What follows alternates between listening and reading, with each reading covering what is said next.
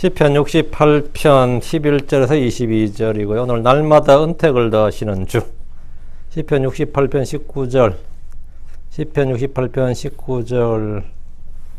네. 같이 읽읍시다. 날마다 우리에게 은택을 더하시는 주, 곧 우리의 구원의 하나님을 찬송하려다 셀라. 예.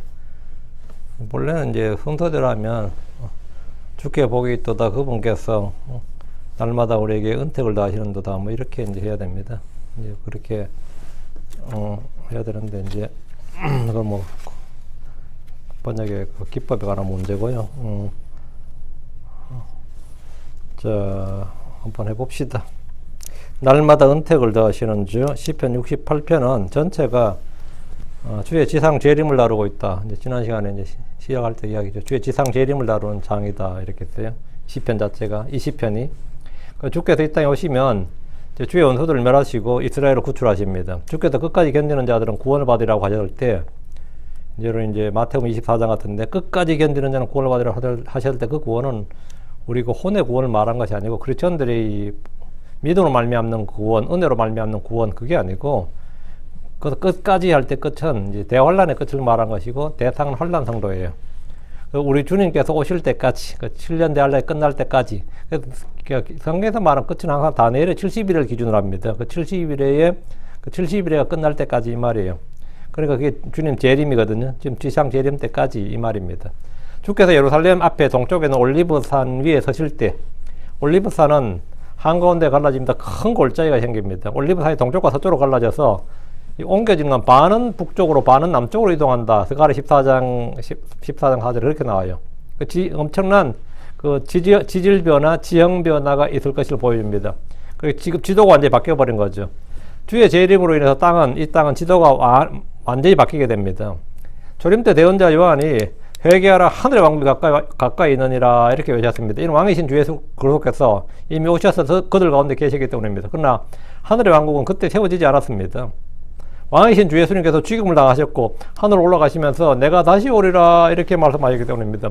주 예수님이 이 땅에 다시 오실 때 그분은 전쟁의 주 심판대로 오십니다. 그분은 어린 양 예수가 아니라 유다지파의 라이언 사자로 이 땅에 오십니다. 그분은 의의 통치자 평강의 통치자로 또 철장으로 땅의 모든 민족들을 다스리십니다. 이 시편은 주님의 재림 때 이 땅에 일어날 일을 계시록처럼 잘 보여주고 있습니다. 여러분 이 시편이 말이죠. 대선지서, 뭐 이사야서나 에스겔서나 다니엘서, 또 소선지서, 호세아서부터 시작해서 말라기까지 이 소선지서 못지않는 이 예언서다. 시편이 예언서다. 이것만 알아도 이 시편의 읽는 관점이 달라집니다. 근데 이 한국 사람들에게 시편은 어떤 거냐면 그냥 교훈적, 영적인 어떤 교과서예요. 이게 예언서라는 개념을 별로 안 갖고 있다고. 이게 진짜 소선지서 못지않은 예언서다. 이 계시록 못지않은 예언서다. 이런 사실만 알아도 시편을 읽을 때 훨씬 더 풍성한 그 진리의 지식을 얻게 될 겁니다. 자, 본문을 보겠습니다. 11절입니다. 시편 68편 11절. 주께서 말씀을 주셨으니 그것을 전파하는 자들의 무리가 컸도다. 이건 지난 시간에 또 좀 했었는데요. 주께서 말씀을 주셨으니 그것을 전파하는 자들의 무리가 컸도다.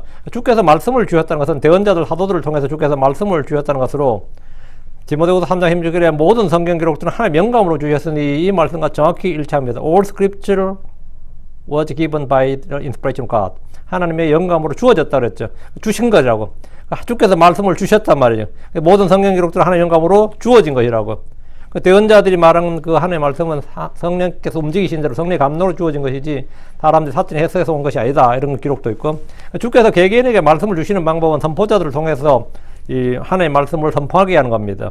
대언자들 입을 통해서 선포된 말씀은 구약에서는 회당들에서 선포되었습니다. 사도들을 통해 주신 말씀들은 교회들에서 선포되었습니다. 그것을 전파한 자들의 무리가 컸도다. 이 말씀은 주의 말씀을 선포하고 출판하고 이런저런 방식으로 알리는 자들이 많다는 말입니다. 컴퍼니가 무리고 great is company인데 그 컴퍼니가 great 했다는 말은 뭐냐 크다. great은 크다, 위대하다, 많다 뭐 이렇게 다 되는데 사람이 쓸 때 이제 많다가 좀 더 자연스러워요. 그것을 전파하는 자들 무리가 많도다 하면 훨씬 더 말이 자연스러운데 직역을 고집하다 보니까 이제 무리가 컸도다 이래 된 거지. 살짝 하면 사실은 더 자연스러운 거는 그것을 전파하는 자들의 무리가 많도다. 이러면 좀 나아요, 사실은. 지금 이 시대는 주의 말씀이 방송을 통해서 온 세상에 알려집니다. 그리고 얼마나 방송의 위력이 크냐면 제가 이 간증을 들었어요. 중국 연변에 사는 사람들, 아니면 러시아 뭐 블라디보스토크 있죠, 연해주 이런 데 사는 사람들이 교회가 없어서 그 한인들이 말이죠, 그 조선족이라는 사람들이, 크리스천들이 지금이야 이제 뭐 다 자유, 거의 뭐 신앙 갖는 문제 그렇게 안 되겠지만, 그때 공산주의잖아. 러시아, 지금 러시아지 그때는 소비에트였고, 이 예전 제가 들은 간증인데, 그들이 어떻게 신앙을 유지했느냐 그러니까 한국의 극동방송을 통해서 유지됐다. 극동방송 국가에 가는 거예요. 그게 극동방송이야, 말 그대로. 한국 극동방송이 전파가 연해주까지 잡힌다는 거예요. 그러니까 이 연변도 마찬가지죠. 그 사람 극동방송 듣고, 극동방송 나오는 설교가 많이 나오잖아요. 극동방송 듣고 그 사람들은 다 신앙 가졌다는 거예요. 응? 그래서 그 극동방송이 그들의 교회였다 하더라고요. 그런 증언들이 굉장히 많더라고요. 지금 인터넷 방송을 통해서 누구든지 원하는 장소에서 원하는 시간에 원하는 만큼의 설교를 들을 수 있습니다. 주께서 주신 말씀을 전파하는 자들의 무리가 많기 때문입니다. 개역성경에서 이 구절을 보면 주께서 말씀을 주시니까 같고요. 소식을 공포하는 여자들은 큰 무리라 이렇게 있어요. 갑자기 왜 여자가 왜 나와 거기서 여자들이 왜 나온지 이해가 안 되는데 킹제임스 성경과 완전히 다른 말씀입니다. 성경이 진짜 이렇게 다를 수가 있어요. 여기서 여자들이란 말이 왜 나온지 저는 이해가 되지 않습니다. 나는 이런 면에서 이제 킹제임스 성경과 이제 개역 성경이 많이 다르다. 그리고 그럼 어느 게 right 옳으냐, 어느 성경이 옳으냐 하면 당연히 킹제임스 성경이 옳다 이제 믿잖아요. 뭐 개역 성경을 무시합니까? 또 이런 식으로 하면 그냥 골치 아픈 이야기고, 예. 너무나 다른 건 사실이잖아요. 그리고 다른 정도가 아니라 틀리다고 사실은. 성경이 다르다 이 말이 돼요 이게? 다르다 그러면 둘 중 하나 아닌 거지. 이 시편이 대환란에 관한 문맥이고 구제라면, 자 지금 시편 68편이 대환란에 관한 시편이라고 했는데, 재림의 시편이라고 했는데, 그러면 이 대환란 때 주께서 말씀을 주었으니 그것을 전파한 자들이 무리가 많도다 하면, 지금 제가 앞에서 말한 건 뭐 교회 시대나 지금 시대 이야기지, 뭐 대환란 때 무슨 그것을 전파한 자들의 무리가 컸다 하면 말이 되느냐, 이렇게 그럼 어떻게 해석이 되고 적용되느냐 하는데, 대환란 때 주의 말씀을 주께서 대환란 때 주의 말씀을 주였어요. 그 주의 말씀을 받은 자들이 누굽니까? 14만 4천 명의 동정들입니다. 그 14만 4천 명은 뭐 한 사람들이에요? 예, 이스라엘 온 전역에 다니면서, 온 세상에 다니면서, 예, 왕국복을 전파하는 사람들입니다. 그리고 또 유명한 증인이 둘이 있어요. 하늘에서 두 증인이 내려와서 주의 말씀을 계속 전합니다. 그것을 전파하는 자들의 무리가 컸도다. 이 말은 왕국복을 선포하는 자들의 무리가 나온 예언의 말씀입니다. 왕국복을 선포하는 14만 4천의 무리는 결코 적은 수가 아닙니다. 전도자 14만 4천이 엄청난 거예요. 대환란 기간에는 은혜의 복음이 아니라 이 온 세상에 왕국 복음이 선포되고, 하늘에서 천사들은 영존하는 복음을 선포합니다. 지금도 이 땅에는 주의 말씀을 받아 전파한 자들이 많듯이, 이 대환란 때 그날에도 이 전 3년 반에는 이 주의 말씀을 받아 선포하는 무리들이 많습니다. 대환란 때 선포된 왕국 복음을 믿고 끝까지 견디는 자들은 당연히 이기는 자들이고 구원받은 자들인데, 이들은 교회 시대의 크리스천들이 아니라 환란 성도들입니다. 12절입니다. 군대들의 왕들이 재빨리 도망하였나이다. 그리고 집에 머물던 그녀도 노량물을 나누었도다. 군대들의 왕들이 재빨리 도망했다고 할 때, 군대들의 왕들이 누구예요? 군대들의 왕들이 재빨리 도망했다. 이들의 정체는 계시록 잠깐 가서 이건 좀 확인을 해야 될 것 같은데, 계시록 16장 14절.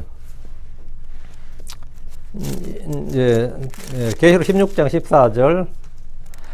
거짓 대언자는 세상의 왕들에게 나가서 전능제의 큰 날이 있을 전쟁들을 위해서 군대를 모아요. 자, 거기 계시록 16장 14절 나오죠.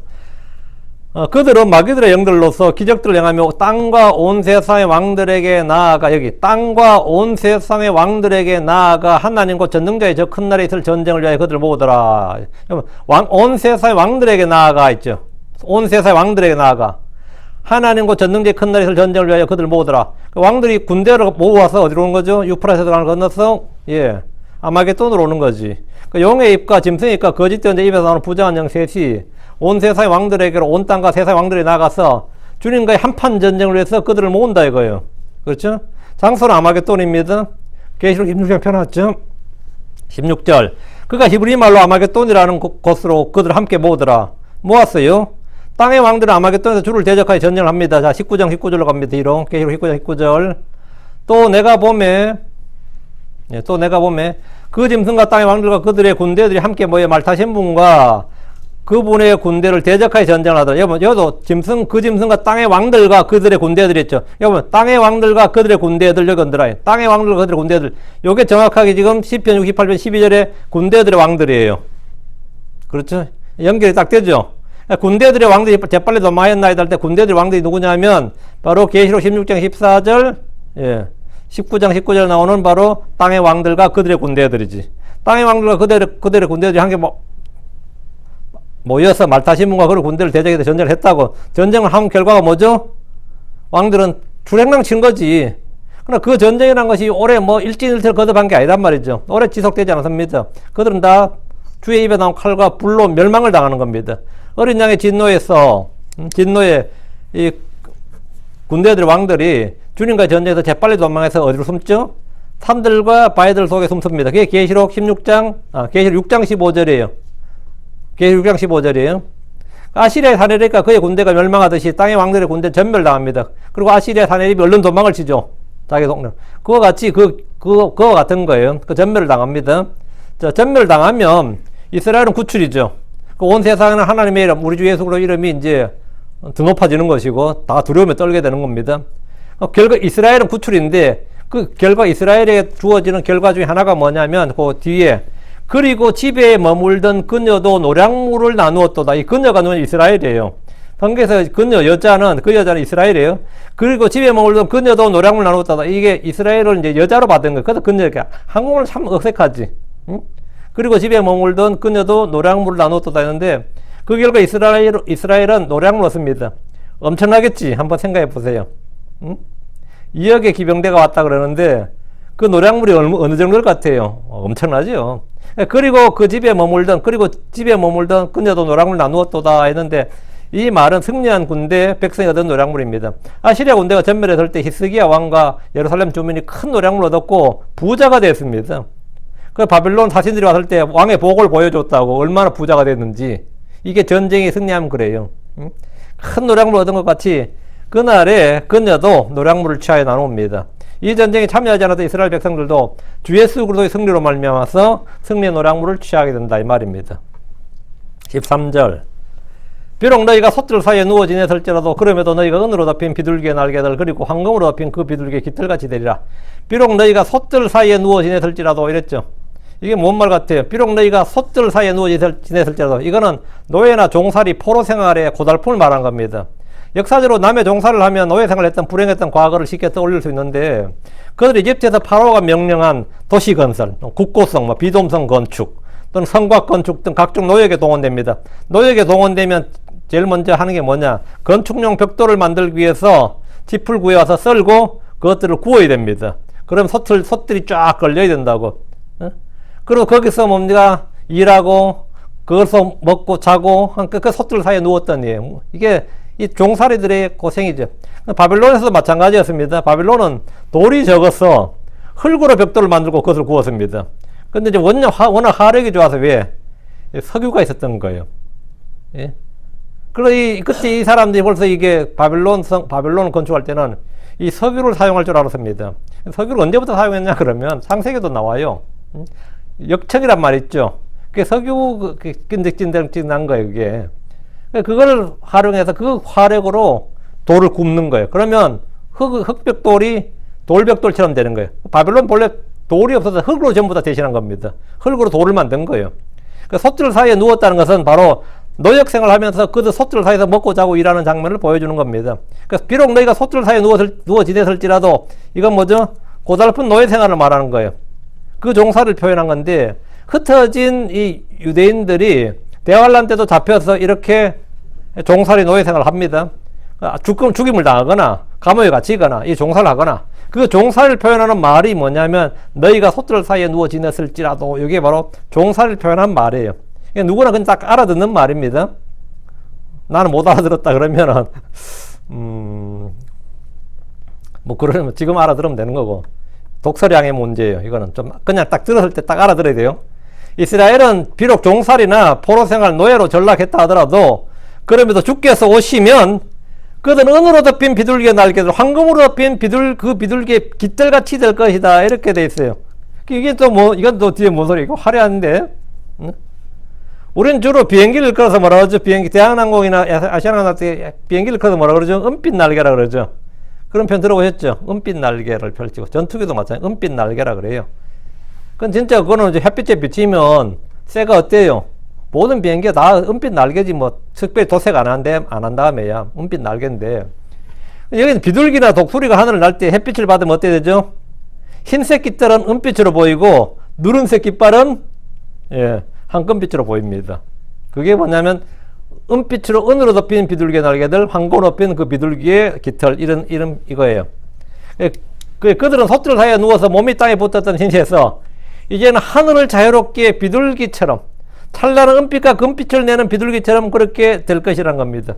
이제 천국을 유유히 나르는, 그것도 그냥이 아니라 진짜 이 완전한 자유를 얻은, 이 말은 이스라엘이 주의 백성으로 누리게 될 영광을 말합니다. 땅에 등을 붙이고 자던 사람이 비둘기처럼 천국을 나르면서 은빛 날개처럼 은으로 덮인 비둘기 날개들, 그리고 황금으로 덮인 그 비둘기 깃털같이 되는다. 이거는 뭐 그 자유로운 미루 말로 다 표현할 수 없는 거죠. 이게 하늘의 왕국이에요. 하늘의 왕국에서 그들이 얻을 집입니다. 자유고. 14절. 전능자께서 왕들을 그 안에서 흩으실 때, 전능자께서 왕들을 흩으신다. 왕들은 도망간다. 12절에서. 왜 도망가겠어요? 그것들은 그것 안에 흩으실 때, 이제 그것에다 언더라인. 전능자께서 왕들을 그 안에 흩으실 때, 그것은 마치 살몬의 눈처럼 휘었도다. 그것이 예루살렘이에요. 전능자께서 왕들을 그 안에서 흩으실 때에, 그것은 마치 살몬의 눈처럼 휘었도다. 전능자께서 왕들을 그 안에서 흩으신다는 것은 아마겟돈에서 흩으신다 이 말입니다. 그러면 영적으로 소돔과 고모라 같은, 소돔과 이집트 같았던 예루살렘은 이제 이교도들이 한 명도 못 사는 거죠. 다 쫓겨나는 거란 말이죠. 전능자의 큰 나라에 있는 전쟁에서 왕들과 군대들은 모두 죽거나 흩어집니다. 그리고 더 이상 예루살렘은 이교도들이나 원수들이 남아있지 못하고 모두 흩어지게 되고, 땅 끝에서 다 이스라엘은 모여들게 되고 그래 되는 거죠. 그것은 예루살렘이고 넓게는 약속의 땅, 가나안 땅이 됩니다. 이스라엘 땅입니다. 그럼 그것은 마치 살몬의 눈처럼 휘었도다. 지금까지 저희가 본래 주님의 거룩한 땅이었는데 이교도들 이방인들의 시대가 돼서 이방인들의 땅이 되고 더럽혀진 땅이 됐잖아요. 근데 이제 그것은 마치 살몬의 눈처럼 휘었도다. 깨끗하게 되었다 이 말이죠. 살몬은 뜻 자체는 짙은 어둠이란 뜻이에요. 그 이름처럼 이 산은 검은색을 띠고 있습니다. 에브라임 산지에 있는 이 산은 눈으로 덮여있는 때가 많았던 산인데, 전능자께서 왕들 흩으실 때 그것의 모습이 살몬의 눈같이 휘었다 이렇게 돼 있어요. 휘다 이렇게 되는데 이게 뭔 뜻이냐? 이 구절의 해석이 이제 잘 읽을 때 해석이 어려움을 느끼는 학자들이 성경을 바꿔요. 학자들은 해석이 안 되면 항상 성경을 바꾸죠. 성경을 바꿔서 눈처럼 휘었도다 이거를 그것은 마치 살몬의 눈처럼 휘었도다 하니까 해석이 안 되는 거예요. 그래서 눈처럼 날렸도다 이렇게 그 눈처럼 날렸도다라고 설정 바꾼 다음에서 이 왕들이 쫓겨나는 거 도망가는 거 있죠. 왕들이 주님의 눈앞에서 이제 쫓겨나는, 그래서 도망갔다, 군대들이 해산되었다, 이런 식으로 이제 해석을 합니다. 왕들과 왕들의 군대들이 흩어지는데 그것이 살몬의 눈처럼 휘다는 것이 뭔가 의미가 통하지 않기 때문입니다. 이 본문에 완전 오도간 건데, 이 본문의 해석은 굉장히 간단합니다. 출애굽의 광야에서 하늘에서 만나가 내린 같이 그날에 주께서 성도들이 먹을 만나를 이 땅에 내려주시는 겁니다. 광야의 만나는 지면에 내렸을 때 뭐 같았다 그랬어요? 흰 서리 같았다 그랬죠. 출애굽기 16장 14절에 오면 흰 서리 같았다 그래. 흰 서리. 만나는 흰색이었어요. 근데 아침에 탁 일어났을 때 밖에 서리가 싹 앉은 것 같다면 땅이 흰 서리 같았대. 광야에 만나가 내렸을 때. 그날에 내리는 만나는 사람들이 딱 봤을 때 뭐 같다? 살몬의 흰 눈과 같단 말이에요. 그러니까 이게 나는 대환란 때 출애굽에서 만나 이야기는 다 아는데 대환란 때도 만나가 또 내린다는 말은 들어본 적이 없습니다. 그러면은 그거는 뭐 보통 크리스천들 다 그렇죠. 근데 이제 이 말씀 침략에 다니는 사람은 들어본 적이 없습니다. 그러면 안 되지. 미가서 7장 14절 15절 이제 이 교회 다니는 사람이 뭐 들어본 적이 없습니다. 그럼 진짜 제가 좀 황당해지죠.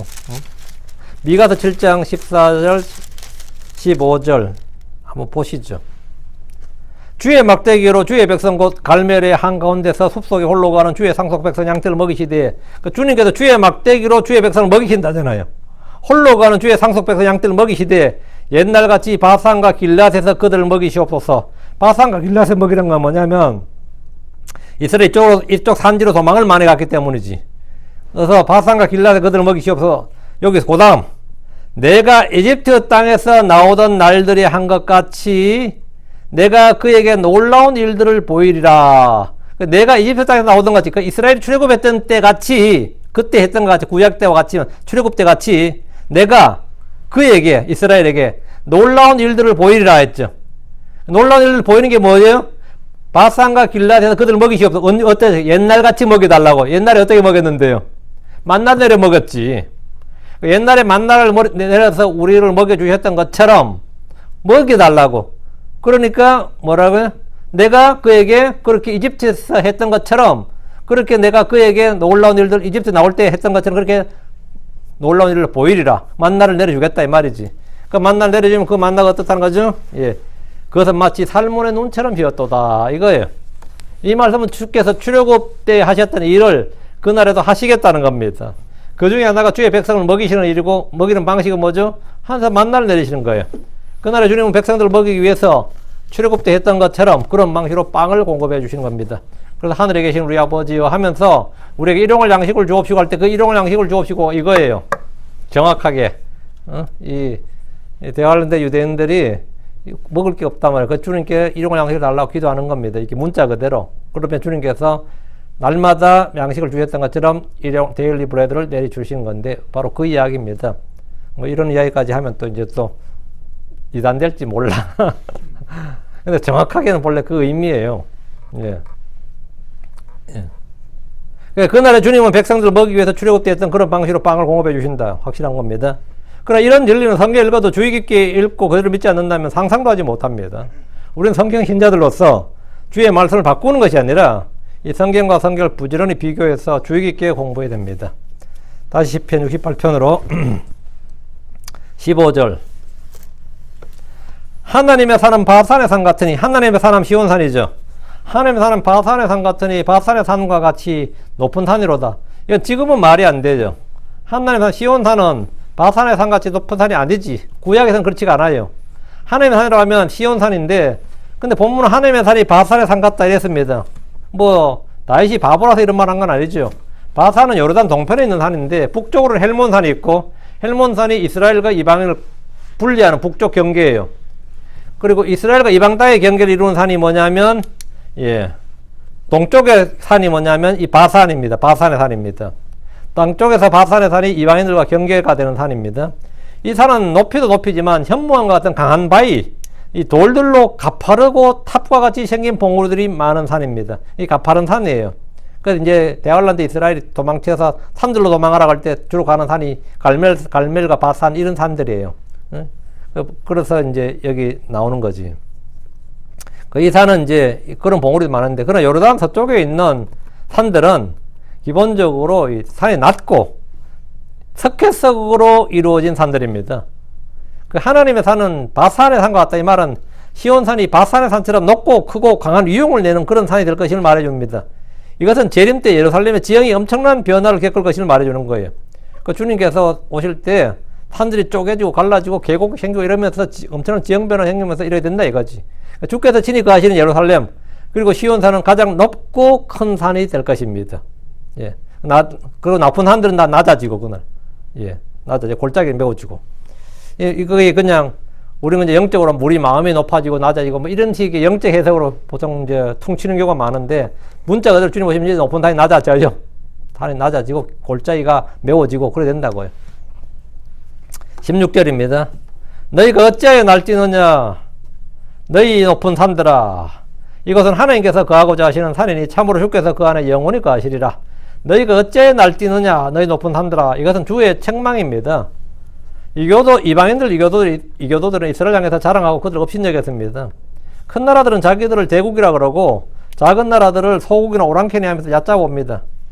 자, 한국의 대통령이 중국 가서 방명록을 썼는데 어느 대학교에서 중국은 높은 산봉우리고 한국은 그 앞에 작은 봉우리라 그랬다. 그 중국은 태산이고 한국은 작은 산봉우리다 이거야. 응? 물론 뭐 외교적 수사로 뭐 우리가 이해할 수 있는데 이게 뭐냐 높은 산이라는 게 무슨 뜻인지 알겠죠? 중국은 높은 산이고 한국은 작은 산이야. 너희가 어찌하여 날뛰느냐 너희 높은 산들아 할 때 이게 무슨 말인지 딱 와닿죠 그러면. 예. 큰 대국이나 제국 큰 나라들을 이제 높은 산, 뭐 태산 이런 식으로 이제 표현한 거죠. 그 작은 나라들은 이제 산봉우리들 뭐 다 언덕 힐로 보는 거예요. 응? 큰 나라들은 자기 나라들은 이제 자기를 대국이라 그러고, 작은 나라는 다 소국이라 부르죠. 아니면 오랑캐다 그러고. 이 조선의 사신들은 이 한강만 봤단 말이죠. 서울에서 살던 조선의 사신은 한강만 보다가 중국으로 불려간 거예요. 이제 왜 그러면 이 조선이 세워질 때 하고요, 중국의 명나라가 세워질 때가 비슷합니다, 시기가. 근데 초기에 이성계 때는 사이가 너무 안 좋았어요. 북한과 미국의 사이가 안 좋은 것만큼 안 좋았어. 왜? 고려 말 때 조선이 요동정벌을 한다고 생각했거든요. 그러다 물론 이제 이성계가 위화도 해군을 해서 우리가 명나라를 치지 않았다는 게 있어서 이제 이성계가 가서 납작 엎드렸지만은, 문제는 사실 조선 이성계 때도 요동정벌이 한번 계획을 했었어요. 요동정벌을. 그러니까 이게 뭐 그때 하면 사이가 안 좋았는데 그 사이를 겨우겨우 틀어놓은 게 이제 태종 때부터 이제 우리가 납작 엎드려가지고 당신들 섬기겠습니다 이러던 거, 이게 섬기겠습니다 이러던 거죠. 근데 이제 사신을 보내라 이런데 사신을 보냈는데, 맨날 한강만 보던 이 사신들이 중국을 탁 지나가니까 이 산세가 다른 거야. 이 지형이. 한국의 산들, 높은 산들 해봐야 이게 뭐 얼마 안 되잖아. 2000m 이런 거거든요. 근데 그쪽 뭐 기본적으로 4000m란 말이지. 그 위용이 압도가 되는 거지. 그래서 이 한강만 보다가 양자강이나 황하강을 보면 뭐 그냥 할 말 잃어버린 거야. 이건 강이 아니라 바다란 말이지. 강이 아니라 바다라고. 크기나 너비도 비교가 되지 않는 데다가 이 자금성까지 보고 나면 뒤집어져 버립니다, 보통. 자금성 물론 청나라 때지만. 진짜 뭐 이게 건물의 모든 게 이 규모가 달라. 한마디로 면 뒤에 단위가 다르다고. 그러면 팍 기가 죽어서 와요, 한국 사람들이 보통. 사진 갔다 와가지고는. 그 이와 같이 이방 땅의 높은 산들을 보면 이스라엘의 산들은 별로 큰 산도 없어 보이는 나라입니다. 그 너희가 어째 날뛰느냐 너희 높은 산들아, 이 말은 주님께서 날뛰는 이방 제국들 아니면 이방 왕국들에 대해서 경고하시고 책망하시는 말씀이에요. 그 시온산 하나님께서 거하시고자 하시는 산입니다. 주님은 바산의 산이 아니라 시온산에 거하시듯이 이 땅에 어떤 유명 도시나 큰 도시나 큰 산에 거하시지 않습니다. 주께서 거하시는 산은 시온산이고 예루살렘입니다. 참으로 주께서 그 안에 영원히 거하시리라, 이 말씀대로 주님은 시온산에 거하시며 온 세상 온 땅을 통치하십니다. 17절입니다. 하나님의 병거들은 2만인이고 수천의 천사들이로다. 주께서 그들 가운데 신의 산고 거룩한 곳에 계시는 것과 같도다. 하나님의 병거들은 2만이라고 했는데 20,000 2만을 이제 천으로 하면 수천의 천사들이니까 뭐죠? 2만 수천의 천사들 이렇게 돼 있죠. 2만은 천이 20개예요. 20천이라고. 그 사우전절 때 사우전지가 사우전에다 S 붙은 거잖아요. 이게 뭐죠? 20 사우전이라고요. 이게 2만이거든요. 불말들과 불병거는 엘리야와 엘리사가 보았고, 시리아 군대가 엘리사를 잡으러 왔을 때도 주께서 불말과 불병거를 보내서 엘리사를 둘렀습니다. 본문은 하나님의 병거들을 지금 뭐라고 해요? 그 수천의 천사들이라 하죠. 하나님의 병거들을 천사들이라고 말하고 있습니다. 하나님의 군대란 뜻입니다. 주님께서 재림하실 때 본문의 천사들과 그분의 성도들이 주를 따릅니다. 부활한 성도들, 하늘에 주와 함께 내려온 성도들은 하나님의 천사들과 같습니다. 주께서 그들 가운데 신의 산고 거룩한 곳에 계시는 것 같도다. 이 땅에 재림하신 주님은 주의 천사들과 성도들 가운데 거하십니다. 그리고 신의 산 성전에서 왕자를 두고 거기에서 온 땅을 다스리는 겁니다. 본문 읽는 그대로가 그 의미로 별다른 해석이 전혀 필요치 않습니다. 18절. 주께서 높은 곳으로 올라가셨도다. 주께서 포로로 잡힌 자들을 포로로 이끄셨도다. 주께서 사람들을 위하여 선물을 받으시되 참으로 거역하는 자들을 위해서도 받으셨나이다. 이는 주 하나님께서 그들 가운데 거하려 하심이니이다. 근데 요거는 여러분이 에베소서 4장 말씀을 좀 펴야 되죠. 에베소 4장 8절을 펴놓으시고 좀 비교를 하셔야 됩니다. 저희 홈페이지에 보면 이게 질문과 답변에 나온도 이 본문이 있습니다. 왜 제가 질문을 좀 받았거든요. 그러면 분명히 같은 구절을 인용을 했는데 또 달라요. 자, 재림을 다루던 시편은 갑자기 주의 부활과 성천을 다루고 있죠. 주께서 높은 곳으로 올라가셨다. 내가 뭐죠? 성천이잖아요. 주께서 높은 곳으로 올라가셨다. 이 말은 부활하신 주께서 하늘로 올라가신 사건을 말합니다. 주께서 낮은 곳으로 내려가셨다면 지옥으로 가셨다는 말이고, 그러니까 주께서 제자들이 본 앞에서 하늘로 올라가셨어요. 주께서 포로로 잡힌 자들을 포로로 이끄셨다. 이게 뭔 말이에요, 그러면? 주님께서 성천하신 장면하고 포로가 왜 나와요? 이 구절이 에베소 4장 8절에 설명이 되어 있어요. 자, 에베소 4장 8절. 에베소 4장 8절 봅니다.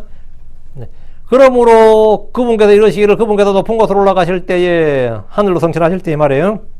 포로로 잡힌 자들을 포로로 이끄시고 사람들에게 선물을 주셨도다 하시니라. 여기 언더라인. 선물을 주셨도다 언더라인. 시편에 다시 돌아와서 시편 18편은 뭐다? 선물을 받으시되 받으셨나이다 언더라인. 시편에는 받으셨다고 나오고 에베소서는 주셨도다라고 나오죠. 반대라고. 앞은 같은데 인용에 의해서 주 예수님 하늘로 올라가실 때 포로로 잡힌 자들을 포로로 이끄셨다. 이건 뭐냐면 이 말은 이 구약 성도들의 부활이에요. 구약 성도들이 아브라함의 품에 있던 구약 성도들의 혼을 하늘로 데려가신 걸 말합니다. 이것도 한국에는 거의 안 가르쳐지는 장면인데 뭐 우리는 뭐 이건 상식이고요. 여기서 성경을 비교해서 주의 깊게 보면 에베소서에서는 사람들에게 선물을 주셨다고 하고 시편에서는 사람들에게 선물을 받으셨다 이래요. 같은 본문인데 구약과 신약이 정반대라고. 왜 그런 것 같습니까? 이럴 때면 이제 어김없이 나오는 것이 오역이다, 필사본의 오류다, 뭐 별별 말이 다 나오는데 뭐 킹제임스 성경의 오류 뭐 이런 데도 이 구절 나오더라고요. 에베소서는 대상이 교회와 크리스천들이죠. 그러니까 주님께서 하늘로 올라가실 때 교회와 크리스천들에는 선물을 주셨어요? 받았어요? 주셨죠. 주께서 하늘로 올라가실 때 사람들에게 선물을 주셨다고요. 하나님이 사람들에게 주신 선물은 뭐죠? 내가 위로 올라가면 성령을 보낸다고. 성령을 주셨다고요. 주께서 하늘 올라가시지 않으면 성령은 오지 않습니다. 그러니까 내가 가는 것이 유익하다고 그랬다고요. 내가 가지 않으면 위로자, 다른 위로자, 성령 오지 않는다고. 이해되시죠? 자, 그래서 주님께서 주신 선물이 뭐냐면, 사람 주신 선물이 성령이에요. 하나님 사람들이 주신 선물은 뭐냐? 복음 전도자, 목자와 교사들입니다.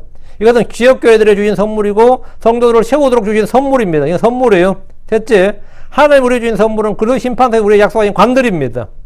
하나님 우리에게 보상을 주신, 우리는 약속을 유업의 상속이요 선물로 받았습니다. 우리는 약속을 여러분이 관을 받든지 못 받든지 그날 가봐야 알겠고, 그렇지만 어쨌든 관을 받을 수 있다는 약속은 뭘로 다 선물로 받았다고요.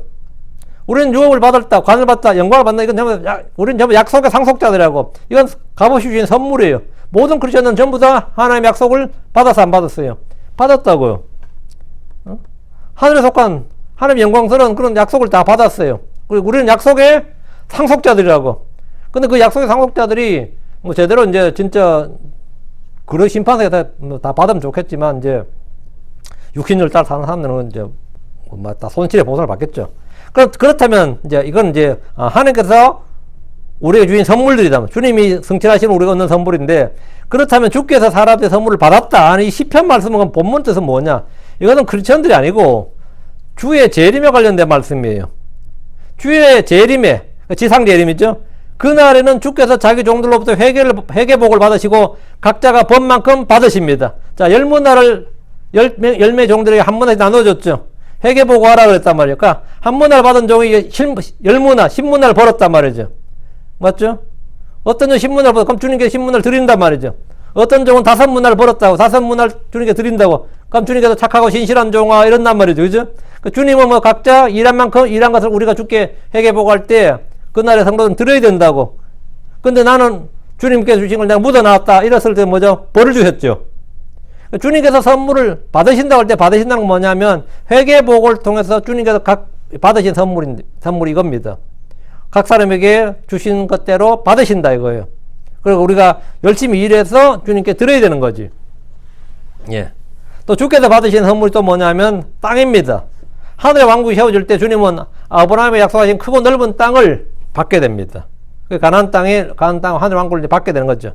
그날은 어떤 이방인들도 주께서 세우신 왕국과 땅에 대해서 이의를 제기하지 못합니다. 본래 그 땅은 주의 것이었고 주님께서 그 왕국을 받으신다고. 근데 본문에는 참으로 거역하는 자들을 위해서도 받으셨나이다 이런 말씀이 있죠. 지금 18절에 거역하는 자들을 위해서 받으셨다. 이건 뭔 말이냐 하면 거역하는 자들을 위해서도 주님께서 선물 받으셨다잖아요. 주께서 땅의 모든 백성들의 경배를 받으시고 그들의 예물과 선물을 다 받으신다는 겁니다. 천년왕국에서 회복된 땅에 사는 이들이 주께 나올 때 주께서는 그들을 다 받아주시고 그들이 갖고 오신 예물과 선물을 다 받아주신다 이거예요. 그들은 비록 사탄이 풀려날 때 반역한다 해도 주님은 그들이 드리는 모든 선물을 다 받으십니다. 이런 주 하나님께서 그들 가운데 거하리 하심입니다. 그래서 18절에 이런 주 하나님께서 그들 가운데 거하리 하심이니이다. 주님께서는 당연히 그들이 바치는 모든 걸 다 받으신다요. 하늘의 왕국에서 주 하나님은 온 세상, 온 땅, 온 민족과 백성의 하나님으로서 그들 가운데 거하시며 다스리십니다. 자, 이 부분 이해가 됩니까? 이 구절이 클리어하게 이해가 돼요? 그럼 됐어. 19절입니다. 날마다 우리에게 은택을 다하시는 주, 곧 우리의 구원의 하나님께 복이 있나이다. 셀라. 이 구절은 어느 시대의 성도들에게도 은혜롭고 복된 말씀입니다. 날마다 우리에게 은택이 뭐예요? 베너핏이잖아요. 어? 우리가 베너핏이라고 그러죠. 베너핏. 많이 쓰는 말이에요, 우리에게. 우리 은택을 더하시는 주 이 말씀은 모든 크리스천들이 주께 바라는 것 중에 하나입니다. 우리가 회사에 들어갔는데 뭐 회사에서 학자금도 내주고 내 보험료도 내주고 하면 베너핏이 많다 그러죠. 또 회사 퇴직했더니만 뭐 요즘 뭐 노조가 늘 요구하는 게 뭐죠? 회사에 월급 올려달라는 것도 있지만 뭡니까? 베너핏을 자꾸 더 얻어먹으려고 그러죠. 네, 우리 회사 퇴직하면 뭐 우리 아들한테 뭐 여기 회사 취직할 수 있는 권리 뭐 저걸 달라. 뭐 베너핏을 더 달라. 그런 것도 한국 노조들이 요구하대요. 뭐 한국 현대기아차 보니까 이번에 뭐 퇴직하고 나서 2년마다 차를 뭐 30% 할인해서 살 수 있는 가격을 달라. 그 자기도 2년마다 차를 사서 2년마다 팔아도 더 득인 거예요. 응? 그 평생 새 차 몰면서 돈 버는 거야. 그게 베너핏이라고. 그럼 그런 거 해주겠다 그러면 뭐죠? 야, 그 회사 베너핏 좋네 그러죠. 그 날마다 우리에게 그래 하나님께서 우리가 날마다 우리에게 뭐라고? 그럼 베너핏을 더 하신다 그러면 어떨 것 같아요? 하나님 나에게 주신 베너핏이 뭐예요? 이게 모든 크리스천들이 주께 바라는 것 중에 하나입니다. 주께서 날마다 은택을 주시고 복을 달라는 것은 어느 시대 성도들도 예외가 없습니다. 다 바라는 거죠. 그러나 우리가 날마다 해야 할 일에 대해서는 별 생각이 없어 보입니다. 날마다 주님 주시옵소서. 이거야 뭐 누구나 다 구하지 뭐 기도 안 가르쳐 줘도 기도 시키면 전부 다 하는 게 뭘 주시옵소서 자동이에요. 어느 시대나 성도도 예외가 없어요. 근데 우리가 날마다 주 앞에서 해야 될 일 여기서 별로 생각이 없어요. 우리 날마다 기도해야 됩니다. 우리 날마다 성경 기록들을 탐구해야 됩니다. 그리고 주야로 것을 묵상해야 됩니다. 우리 날마다 죽어야 됩니다. 고린도전서 15장 31절에 나는 날마다 죽노라. 우리의 속사람은 날마다 새로워져야 됩니다. 마음을 새롭게 하고 변화를 받아야 됩니다. 우리 날마다 서로 권면하여 형제들 중에 아무도 죄의 속임수를 통해 강팍하게 되지 않도록 해야 됩니다. 우리는 또한 날마다 주를 깊이 생각해야 됩니다. 우리 날마다 그분의 은혜를 기억하고 은택을 잊지 말아야 됩니다. 시편 103편 2절에 오 내 오나 주를 찬송하며 그분의 모든 은택을 잊지 말지어다. 주께서 우리에게 날마다 베푼 은혜가 무엇인지 생각해 보십시오. 자, 주님께서 우리에게 베푸신 은혜가 은택이 뭐냐 이게. 우리 날마다 주의 은혜의 왕자 앞으로 나아갈 수 있습니다. 우리 날마다 주께 필요를 공급받을 수 있습니다. 우리 날마다 주께 감사와 찬양 같은 영적 희생물을 드릴 수 있습니다. 우리 날마다 주의 도움과 보호를 받을 수 있습니다. 우리 날마다 영적인 성장할 수 있고 열매를 맺을 수 있습니다. 우리 날마다 전쟁에서 승리할 수 있습니다. 날마다 승리할 수 있습니다. 주께서 그것을 통해서 항상 우리에게 이김, 승리를 주시기 때문입니다. 우리 날마다 신선한 기름으로 기름 부음을 받을 수 있습니다. 자, 제가 하는 이런 모든 말들은 모두 영적 교훈적 적용으로 현재 우리 크리스천들에게 유익한 겁니다. 그렇죠? 근데 이제 본문은 뭐로 되어 있어요? 셀라, 이래다, 셀라. 이건 뭐죠? 이 말이 재림의 구절이라고. 그럼 교리적으로는 어떻게 되느냐, 이 말이에요. 예언적으로는 어떻게 되느냐, 이거예요. 그래서 우리에게 날마다 은택을 다하시는 주란 말씀은 천년왕국에서는 문자 그대로 백성들에게 날마다 은택을 더해 주신다는 말입니다. 그러니까 천년왕국의 백성들, 시민들은 엄청 좋은 거예요. 주님께서 날마다 그들에게 뭔가를 은택을 더해, 베너핏이 더해지는 거예요. 이 복지라는 게 그래요. 은택이라는 게 베너핏. 국가에서 노숙자한테, 아니면 실업자한테, 청년수당을 드리겠습니다. 어때요? 처음엔 통신비를 지원하겠습니다. 그러다가 쌀폰을 드리겠습니다. 다음에 노트북을 주겠습니다. 그러다가 아예 실업수당을 주겠습니다. 취직수당을 주겠습니다. 이런 거 있잖아요. 애 놓으면 애 수당을 주겠습니다. 그럼 베너핏이 점점 늘어났죠. 그러니까 노인들이 처음에는 지하철하고 버스만 공짜 했다가 다음에 노인수당 드리겠습니다. 그런 거 있잖아요. 그러니까 베너핏이 70년대, 80년대, 90년대, 2000년대, 2010년대, 2020년대 하고 어때요? 비교해보면 몇 배까지 늘었습니다. 한국만 해도. 미국도 마찬가지예요. 문자가 몇 배까지가 늘었어요. 근데 해마다 몇 가지 더해지는 게 아니라, 해마다가 아니라 날마다 은택이 더해진다 한번 베너핏이 더해진다 생각해 보세요. 천년왕국이 끝날 때쯤에 베너핏이 어떨 것 같아요? 엄청나죠?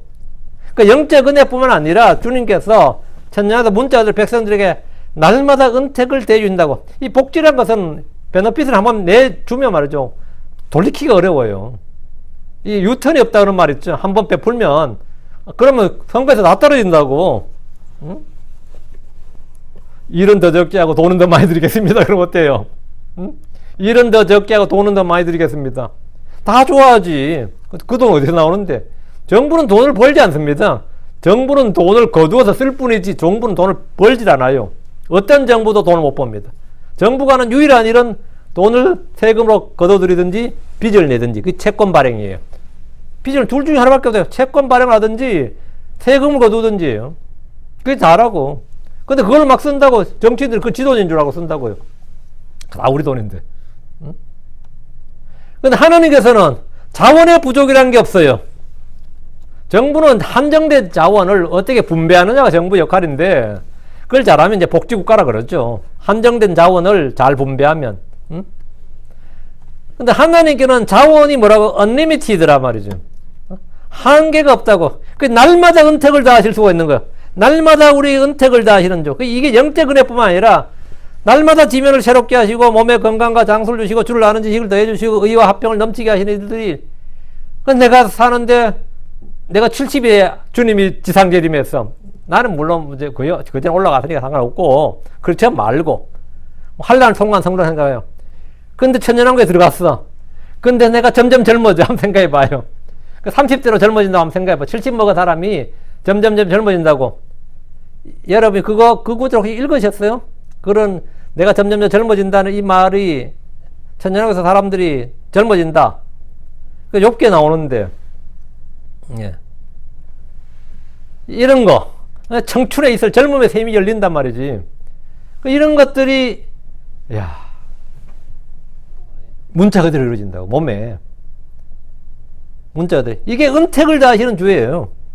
근데 그것만 그런 게 아니란 말이죠. 몸의 건강과 장소만 있는 게 아니라 주를 아는 지식을 날마다 더해주시고 의와 화평을 넘치게 하시는 일들이 사람들의 주어지는, 그 날마다 주어지는 은택입니다. 전쟁과 기근이 없고 역병 없는 세상을 만드시고 주를 부른 자들에게 즉각적으로 응답하시는 것도 주께서 날마다 더해주는 은택입니다. 하늘의 왕국에서 사람들은 매일 주님이 주시는 은혜와 호의와 은택을 문자 그대로 받게 됩니다. 왕들의 왕 주들의 주신 분께서 베푸시는 은택은 하루 이틀에 그치는 것이 아니라, 매년 한 개씩 늘어난 것이 아니라 천년 동안 매일매일 더해진다는 겁니다. 와, 이 끼면서 제가 이거 읽으면서도 놀라워요. 날마다 은택을 더하신다잖아요. 시편 지금 19절에 곧 우리의 구원의 하나님께 복이 있나이다 셀라 했는데, 구원의 하나님부터 모든 복이 나옵니다. 그분이 복의 근원입니다. 20절입니다. 그러니까 이거 알면 진짜 주의 재림, 주의 오심을 사모하지 않을 수가 없는 거죠. 열망하지 않을 수가 없어요. 이런 걸 알면 정말. 우리 하나님이신 그분은 구원의 하나님이시나이다. 또 사망에서 벗어나는 문제들은 하나님 주께 속하였도다. 우리 하나님이신 그분은 누구를 말하는 겁니까? 주 예수 그리스도입니다.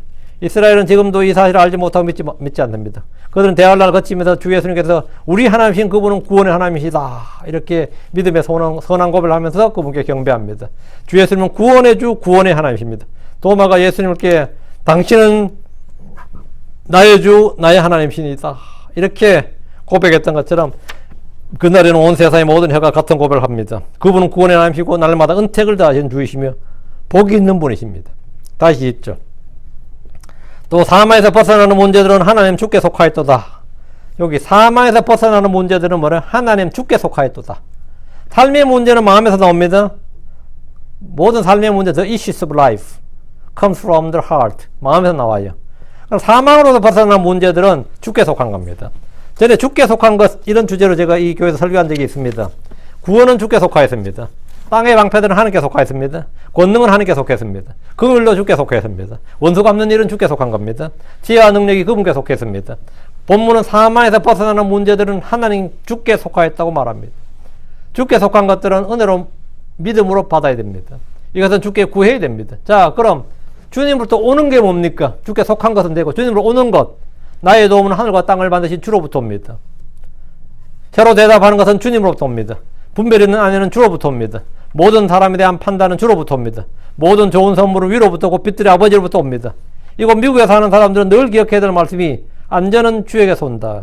안전은 주에게서 온다. 나의 도움은 주에게서 온다. 사망에서 벗어나는 문제는 하나님 주께 속한 것이란 말씀. 이거 우리가 늘 기억해야 될 말씀이에요. 이 미국에 사는 크리스천들은 특히 그래요. 왜? 총기 사고. 이게 뭐 내가 원한 거 원치 않고 아니에요. 근데 어느 놈이 쏘는데 어떻게 해? 교통사고 마찬가지. 내가 조심한다고 되는 게 누가 때려 박는데 어떡할 거예요.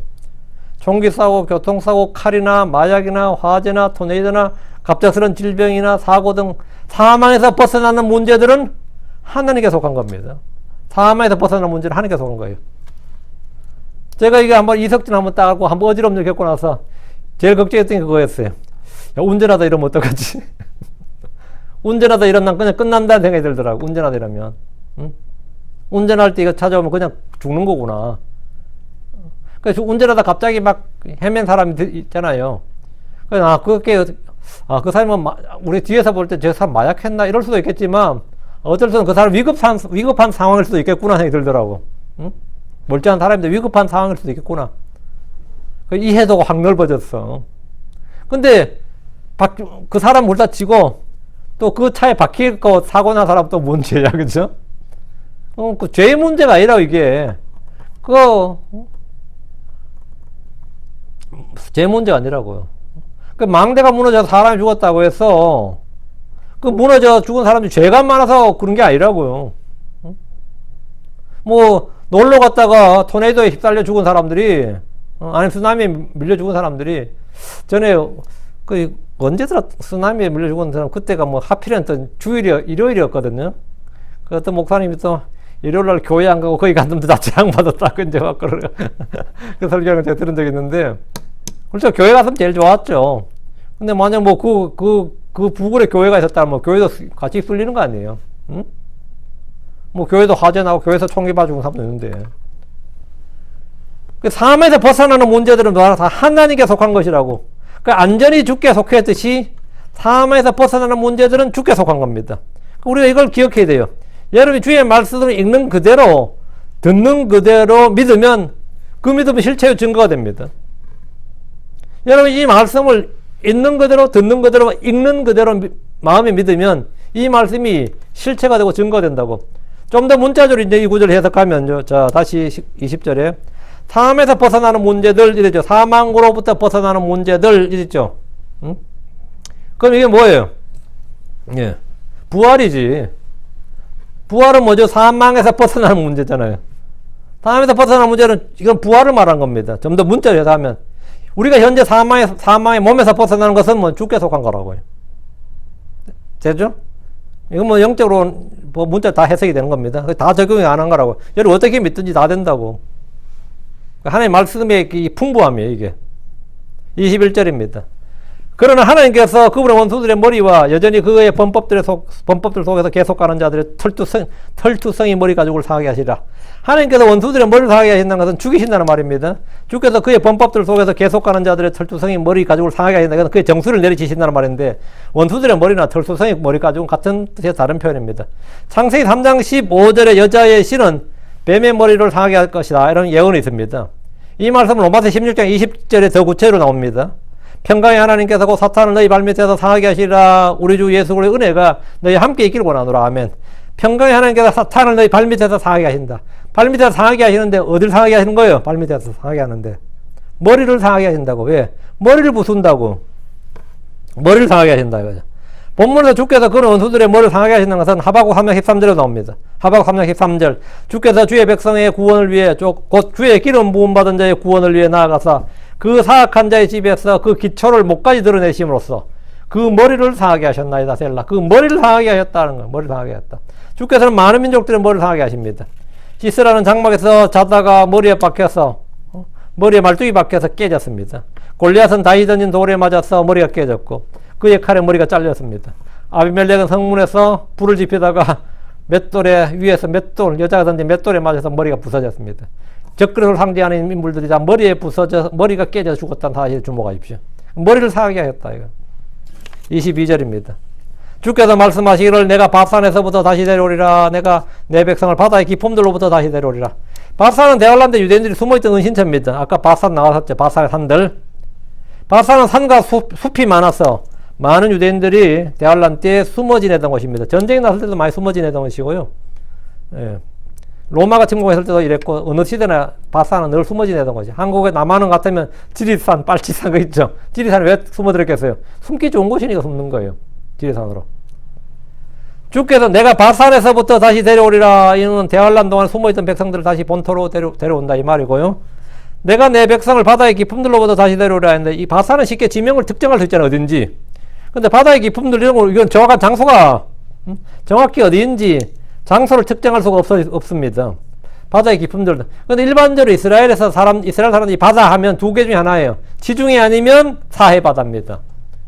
근데 지중해 아니면 사해 바다인데, 아니면 이제 자기들이 건너왔다 홍해바다, 그것도 말이 되는데, 일반적으로 사해바다 지중해예요. 그들이 이집트에서 깊은 바다 홍해를 건너서 가나안 땅으로 왔듯이 그날에도 주님께서 이 바다를 가로질러서 자기 백성들을 약속의 땅으로 데려오신다 이 말입니다. 그렇게 하면 가장 쉬운 해석일 것 같습니다. 그리고 무리가 없어 보여요. 자, 오늘 22절 여기까지 하고, 오늘 여기까지 하고, 다음 23절부터, 다음에 다 할 수 있겠네. 23절부터 다음 시간에, 35절까지 다음 시간에 하겠습니다. 오늘은 날마다 은택을 다하시는 주 이 말씀을 이초로 이 본문에 이 재림의 시편에 대해서 말씀드렸습니다. 자, 기도합시다. 위대하시고 거룩한 주 하나님 감사합니다. 하나님께서 은혜와 복을 주셔서 오늘 주의 말씀을 선포했습니다. 선포된 모든 말씀들이 듣는 성도들 가운데 좀 깨달음 있게 하시고 또 이 말씀을 마음에 받아서 잘 이해하고 또 믿음으로 잘 간직하고 또 이 말씀을 잘 사용할 수 있도록 도와주시옵소서. 전능자 주 하나님 늘 말씀의 기름을 저희 마음속에 부어주시길 간구합니다. 아버지 성령께서 저희를 조명해 주시고 또 저희 눈을 열어주시고 또 성경 기록 들려서 펼쳐 보여주시고 저희 마음을 뜨겁게 타오르게 해주시길 간구합니다. 주님 오시는 그날까지 저희가 이 말씀에 주목해서 또 부지런히 공부하는 자들 되게 하시고 또 이 말씀을 통해서 저희가 늘 승리하는 자, 날마다 은택을 다하시는 주라는 그런 저희를 날마다 새롭게 하시는 주를 체험하는 성도들 되도록 복을 주시옵소서. 감사드리며 주의 성기도합니다. 아멘.